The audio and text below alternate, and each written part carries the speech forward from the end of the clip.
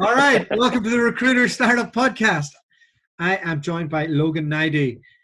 Did I say that surname right, Logan? Got bang on, mate. Bang on, Yes. well remembered. All right. CEO of Dartmouth Partners. All right. You are not 18 years old. You are. I'm not 18 years old. No. I look at that, don't I? You do, man. So what? Are you just not working hard enough? Is that it? Particularly on the screen. I think all this, staying in at the moment is probably doing me good. Away from the tube, away from people. Yeah. Clearly less harassed. Yeah, absolutely. You're based in London, is that right? Yep, based in London. Okay. Is it just a weird vibe? Like having the streets empty and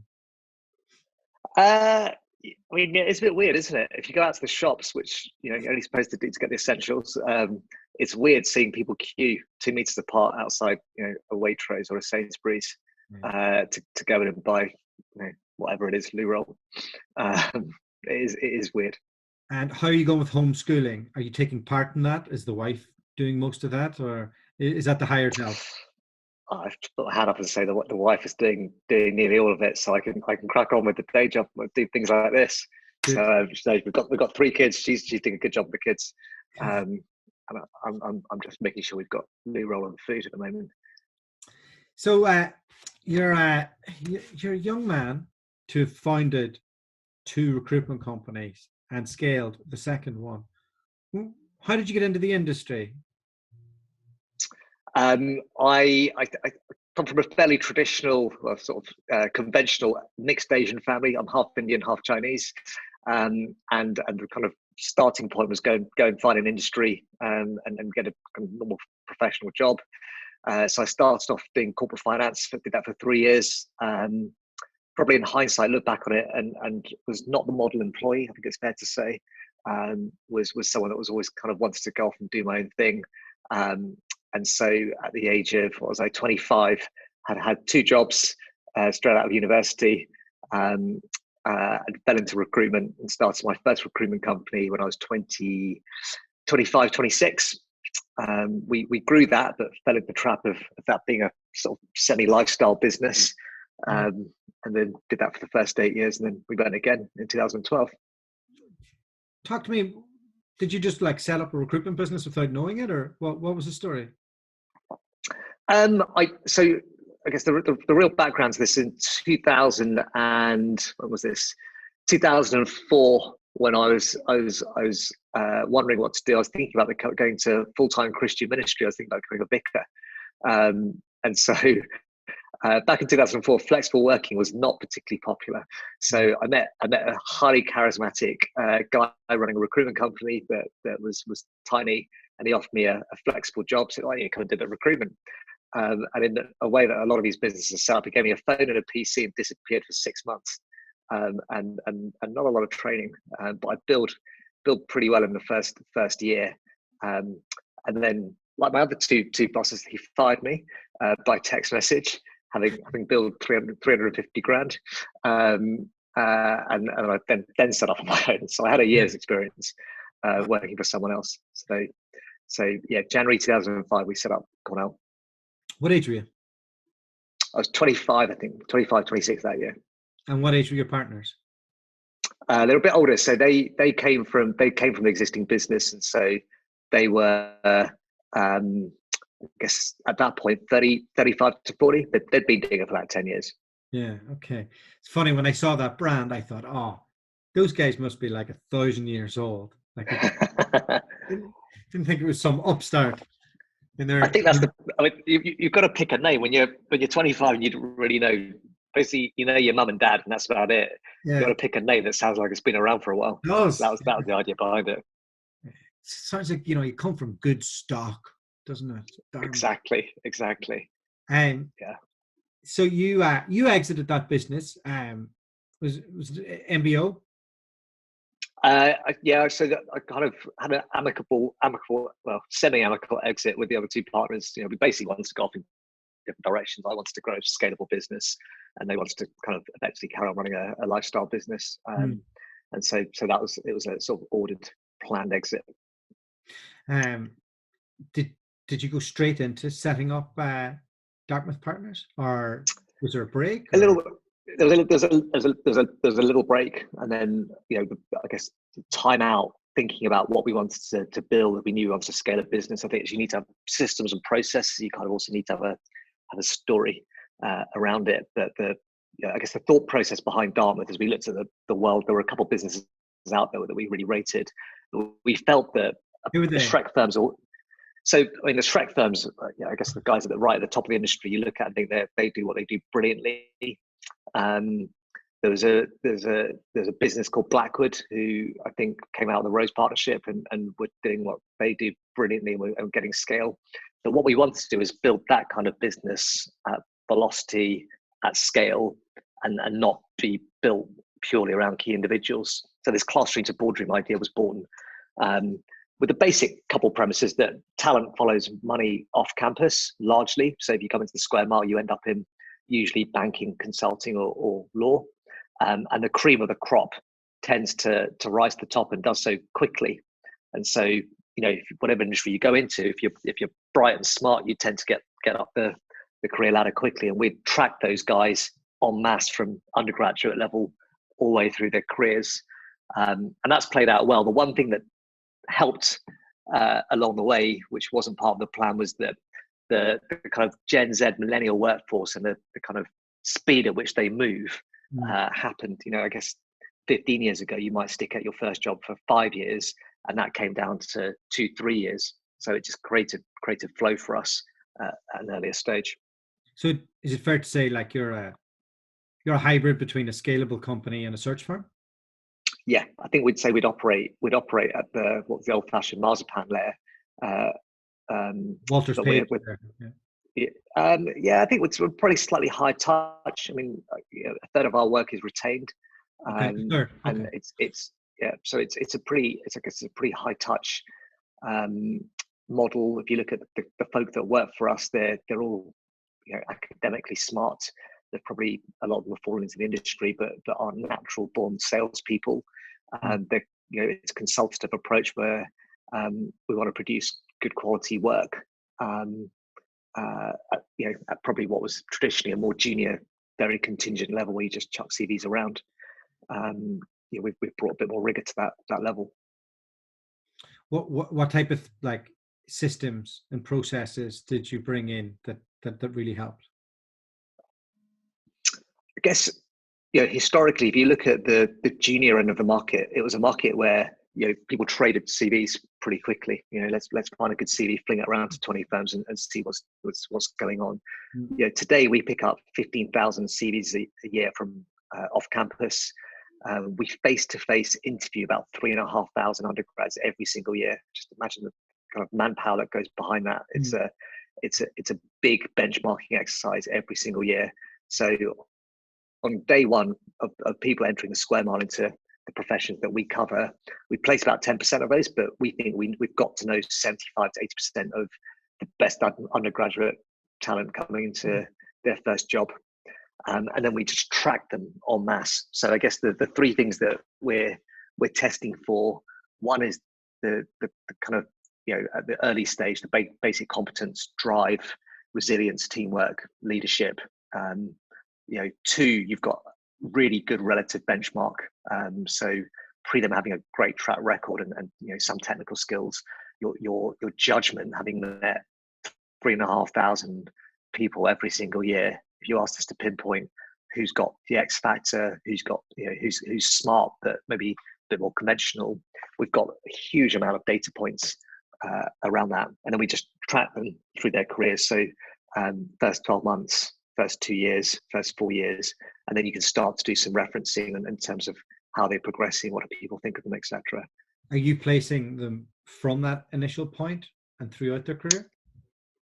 Yeah, so I guess, when was it? I think sometime in the last 12 months, we placed our first person as an MD who we'd known for 10 years, and placed as a graduate. So that's the model. I guess the two people that I looked at and admired from a career point of view, if you look at people like Roland Rudd and his black book, at Finsbury, he's known for having an incredible black book, but we wanted to do that at scale and not wait till we were a little bit older. So if you can get to know, if you go back to the cream of the crop rise to the top. It's not, obviously there are people outside of that mold who don't go to university who do very well, but largely within professional services, if we get to know them as 19, 20-year-olds, by the time they're 40 and they've known us for 20 years and we're 20 as a business, that's an incredible database you've got there that you've built organically. How do you replicate that? It's an incredible amount of man hours. Whenever you enter a new market, how then do you replicate that their whole process and system, or do you just put in something different that's more transactional? Or we're attacking it from the top and the bottom. So, I guess historically we started off the business just doing 0 to 6 years experience. We've grown up the food chain organically. We've gone into new markets. So we started a CFO, perm and interim practice, and that's been attacking it from the top down. So we hired someone senior who's been doing work at that stage, and then from the bottom up, we'll build the team who are placing, I guess, ideally trainees, but newly quals, and then work our way up. And then again, that's a big market. You just trap people as they go through their careers. We had a chat probably a couple of weeks ago. We're still feeling out where everybody was at with this. Well, what was your plans before COVID-19, and have they changed? Yeah, I think they're slightly different, weren't they? I think the start of the year, no one had heard of coronavirus, unless you knew a lot of missionaries. You'd never heard of the word furlough, and self-isolation wasn't really a phrase either. So, start of the year, every year we plan to grow by 30% top and bottom line, and that's what we've done. The rhythm of the business, everyone's geared towards 30% growth every single year, every single team. Give me 30% growth. That's the benchmark for excellence in our business. And that was no different coming into the year. We just had, I think, 36, 37% growth last year, top and bottom line. The plan this year was to go and do it and get the business in shape for 2021. Where we are, I guess today, the plan is to still be standing come the end of it. So survive, and then make sure that we're on our feet, not on our knees, is the phrase that I've heard recently, so that we can run fast out of this. And that's the game plan today. What was the process that you as a leader had to go through from the moment that penny dropped to where you're at today? But it happened like that, didn't it? We were. My best man lives in Hong Kong, and he came. I was meant to be out there for work, and he flew over. I think it was back end of Feb with his family, and it just felt so far away at that point. Schools shut down. I was like, that's thousands of miles away. Yeah. We had a board meeting. I think it was the first or second week of March, and it was kind of business as usual. And then literally over the course of a weekend, the narrative just changed, and you could just sense that within a week we're going to hit shutdown. And so the speed at which things developed and the speed at which we needed to react, I think you kind of had to look at your cost base. You had to model out the 30-40% drop in NFI reasonably quickly. And I think that the very unusual thing with this shutdown, we model out a downside scenario. What does a 30% drop look like? But you kind of envisage that if this drops, maybe New York picks up or Hong Kong picks up the slack, Europe picks up the slack. Nobody looks at a kind of systemic global shutdown simultaneously, where nobody's going out into work. Nobody's eating out in restaurants. The normal economy just stops. And I think that's the bit that if you had any great plans, nobody planned for this. So you're kind of immediately looking at, okay, if we have a kind of total shutdown of, let's say, 40-50% drop in fees, what can we sustain as a business cost-wise? Does your ultimate march to an exit, does this extend that out by 4 years, by 5 years? Does it change your how the foreseeable looks? Yeah, that's a good question. I think if you take a step back, there's no right answer really, but I'm just curious. If you take a step back, I think there'll be some big winners and some big losers at the end of this. Whenever we return back to work, and that creates some opportunities for the winners, clearly in terms of market share, in terms of picking up talent. I mean, likes of you will be all over the market with some there'll be some good candidates out there who are just in the wrong businesses. And so they'll create an opportunity for people like us, if we are on our feet, not on our knees, to go and hire talent at a more reasonable price. I think that, for a number of years we've been in a market where salary expectations were inflated versus what people were doing historically, which is the sign of a market that's running too hot. So I think a normalization period is probably quite good. And then the ability to pick up market share, build new teams, grow, will exist for businesses that come out of this in decent shape. What that means in terms of us, in terms of next events.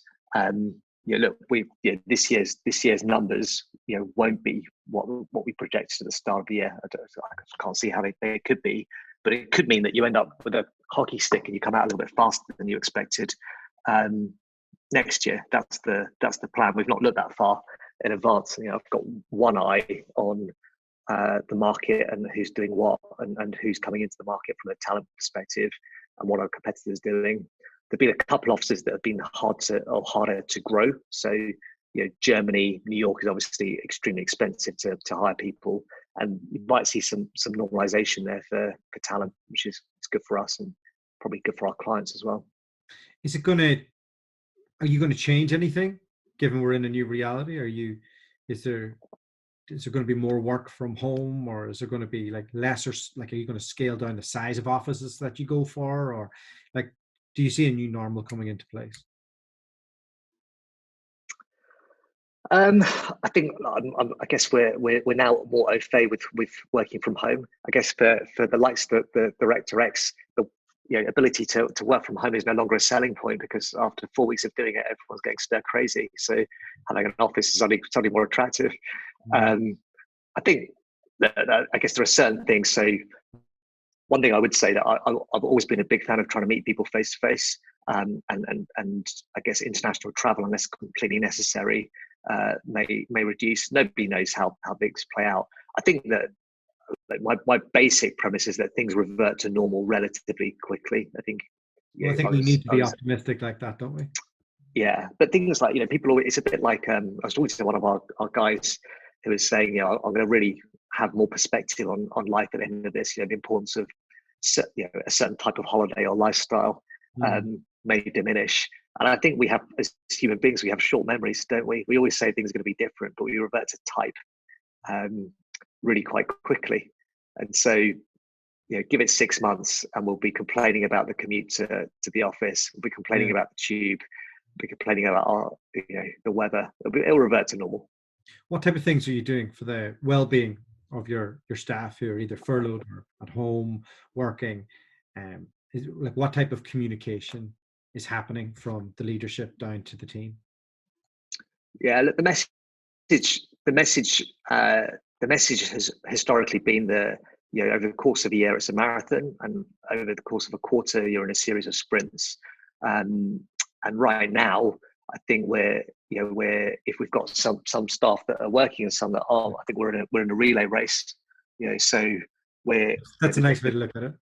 The duty of the guys still working is to work as hard as possible to make sure that we're in as good a shape as possible when we return to work. And then when the furloughed staff return to work, their duty is to make sure that right now that they're trying to stay fresh, staying relevant without actually working, but come back and be ready to cajole, push, and pick up the baton and run with it, so that we can then accelerate through and as I said, come out of this running rather than being on our knees. That's going to require a team effort, because week 4 for us working from home, you can sense that some people are struggling, particularly in New York and Hong Kong, where they just live in smaller flats and they live centrally. But also, you've got the well-being of people who we're social animals, and we need contact with people. So that well-being bit around, yes, the narrative has been that we're in a relay race. I'm making sure I'm getting around the team. Everyone gets a call from me once a month. I'm personally checking in with everyone, and we're going through that process. I think our team leaders and MDs are doing a very good job of catching up with their teams twice a day. So morning kickoff meeting, end of day. It's a lot higher touch, and I think most people are finding that calls take up more time than than they five-minute normally would catch-ups have. in the office. Um, I guess the proof's in the pudding. I'd hope that if you caught up our folk, that say that they're being well treated and well looked after. And I hope we're not letting anyone slip through the cracks. Yeah, no, sounds good. I like the relay analogy. Kind of is what it is at the moment. Like it's definitely tricky. Well, when do you think we're out of this? That's too big a question for me, isn't it? I think that now, I mean, if you read the papers, the narrative has evolved from it being solely a health crisis to now being an economic one as well, and the flow seems to be towards saying that the economic crisis needs to be examined and be debated. And so my guess is that, bearing in mind that does have an impact on lives as well, and on health. I think that I'd hope that by June we're back at work, and possibly by May, May half term maybe. But well, who knows? I'm curious because you've got a good eye on the global marketplace from east to west. So are you seeing that Hong Kong, and they obviously service a lot of Chinese deals from there, are you seeing that that's already coming back to life? And as Germany seems to be releasing some restrictions, well, is that next? Is that how you see this thing going? I think like every government's handling it in a slightly different way. If you're in Scandinavia, nothing's changed. And there's a debate as to whether they're handling it well or not. I think we'll actually only know in 6 to 9 months' time, right? If there's a second wave, where if you look at Hong Kong, they went back to work and they were back to isolating 2 or 3 weeks later, and that was a sucker punch to morale in terms of thinking that you're out of the woods. I think it's. I think we'll look back at the end of the year come December, and we'll see whether who's handled it well, who's not handled it well, and then the long-term implications for economics and society at large in each individual country, and how quickly your economy recovers. Bearing in mind that you kind of need the business to recover to pay for education, healthcare, etc. That's the bit we've got to have one eye on. How many? What's your head count at the moment?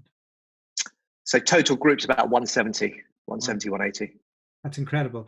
What if somebody's looking to do that transition that you did from being in a lifestyle business to running a scalable model, what core things would you say are really important to put in early days? So the things that I think we hang our hat on, I guess L&D has been a big one. So that ability to train people, motivate, retain, and keep growing. I think one of the reasons for growth is that it allows people to flourish internally and to have a great career path internally. Bearing in mind when people start out in recruitment, the focus typically is I want to earn X amount of money. That's usually the focus. I don't know what the data is, but my guess is very, very few as a percentage of people in recruitment get to that golden number of X. And so actually the career path in terms of building out teams, becoming a great manager, becoming a great leader. And I think that we had a relatively clear narrative early on of we wanted to be number 1 and number 2 in every market we operated in. And we wanted to grow by 30% every year. And we wanted to have the right people on the bus. That's all from Jim Collins, from Good to Great. So we took that straight out of there. And that was the key message. And then enabling us to do that is, I guess, equipping your people to be able to learn how to do that, which is headcount, retention, L&D. We definitely got it wrong for a period. But I think that how do you fix that? But necessity. If you look at our business, 2015 we started hiring graduates, and by 2016 we'd lost nearly all of them. And we had no process. We just thought follow a good person around and learn by osmosis. We started to put some structured training into place. That ability of you being able to have direct contact with every single individual in the business to train them and nurture them is, it diminishes as you get bigger. We had probably, I guess, the thing about culture, getting culture right and setting the tone right. We had a really good core team, and then we hired a good biller who was probably just the wrong person in our business. I won't say he was a bad apple, but just didn't really fit into our business, and that rocked the boat for I guess a period of 12 months until we exited them. And so I think that being disciplined on culture and kind of really sticking to what's important to this business, and there's no right or wrong on that. There are just different cultures, right? So we wanted to have a high performing working environment, but where people are treated decently, where you're not going to have really big egos and talk about what car you're buying and stuff like that. We wanted kind of I quite like them, but slightly insecure overachievers who are going to work hard for the client and for the business, and the pay comes at the end of the year, and that's a good sign, but that's not how you're going to judge yourself against the rest of the world. And is that metric that 30% growth, does everything work backwards from that, from a numerical standpoint, from an activity standpoint, or is that just in the sky? No, we work. How are you going to get 30% growth? That's like all the way through the year, and then going into next year. What are the mechanics around that? How are you going to do it? Whether that's going to train your individual guys to become 30% better if they're first couple of years in. You're not going to get 30% more out of the really seasoned biller, but what can they do more than applying leverage through the business? So talent acquisition, L&D. Mentoring, the amount of money we spend on L&D is significant in the business. It's not just the grad academy, although a lot of it's gone into that, but how do we take grads to being decent billers, to being great billers, to being good managers, to being able to start new areas, to being great leaders, that chain of events. And typically, I guess the inflection point for most people in this industry is what makes a great biller is not what makes a great manager. The very different personality traits, and making sure we navigate that bump in the road carefully is the judgment piece. Fascinating. Okay, we'll jump into all that in a further interview, but I think that's us for today. Really, really interesting catching up with you. Great business. Looks like you're on track for some amazing stuff if you navigate these murky waters. And we'll do our best, mate. But thanks so much for coming on. Not at all. Nice to speak to you. Have a good day.